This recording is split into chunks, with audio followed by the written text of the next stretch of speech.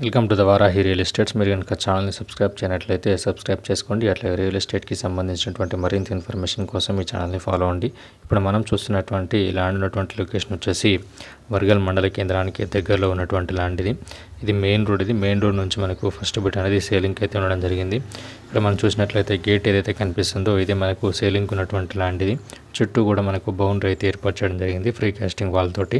ఇది మనకు స్క్వేర్ బిట్లో ఉన్నటువంటి ల్యాండ్. మెయిన్ రోడ్ నుంచి ఫస్ట్ బిట్లో ఉన్నటువంటి ల్యాండ్. టోటల్ ల్యాండ్ వచ్చేసి 8 గుంట వరకు మనకు సేలింగ్ అయితే ఉండడం జరిగింది. ఈ ల్యాండ్ ఉన్నటువంటి లొకేషన్ నుండి గౌరారం రాజీవ్ రహదారి అనేది 7 కిలోమీటర్ డిస్టెన్స్లో ఉంటుంది. వర్గల్ శ్రీ విద్యా సరస్వతి టెంపుల్ 4 కిలోమీటర్ డిస్టెన్స్లో ఉంటుంది. శ్రాకారం దగ్గరలో ఉన్నటువంటి ఫుడ్ ప్రాసెసింగ్ యూనిట్ అనేది 4 కిలోమీటర్ డిస్టెన్స్లో ఉంటుంది. రాబోతున్నటువంటి RRR అనేది 2.5 కిలోమీటర్ డిస్టెన్స్లో ఉంటుంది. ఈ ల్యాండ్ ఉన్నటువంటి లొకేషన్ వచ్చేసి మనకు HMDA పరిధిలో ఉన్నటువంటి ల్యాండ్ ఇది.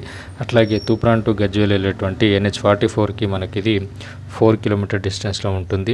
ఈ ల్యాండ్లో మనకు ఒక బోర్ కూడా అవైలబుల్గా ఉంది. ఈ ల్యాండ్ ఉన్నటువంటి లొకేషన్ నుండి ORR అనేది మనకు 28 కిలోమీటర్ డిస్టెన్స్లో ఉంటుంది. అట్లాగే JBS అనేది 50 కిలోమీటర్ డిస్టెన్స్లో ఉంటుంది. హైదరాబాద్కి పరిసర ప్రాంతాల్లో ఇన్వెస్ట్ చేయాలనుకున్న వారికి ఇది ఒక మంచి ఆపర్చునిటీగా చెప్పొచ్చు. ఈ ల్యాండ్ సరౌండింగ్ ఏరియాలో మనకు ఫామ్ ల్యాండ్స్ అయితే ఉండడం జరిగింది. అట్లాగే కొన్ని ఫామ్ హౌస్లు కూడా నిర్మించడం జరిగింది.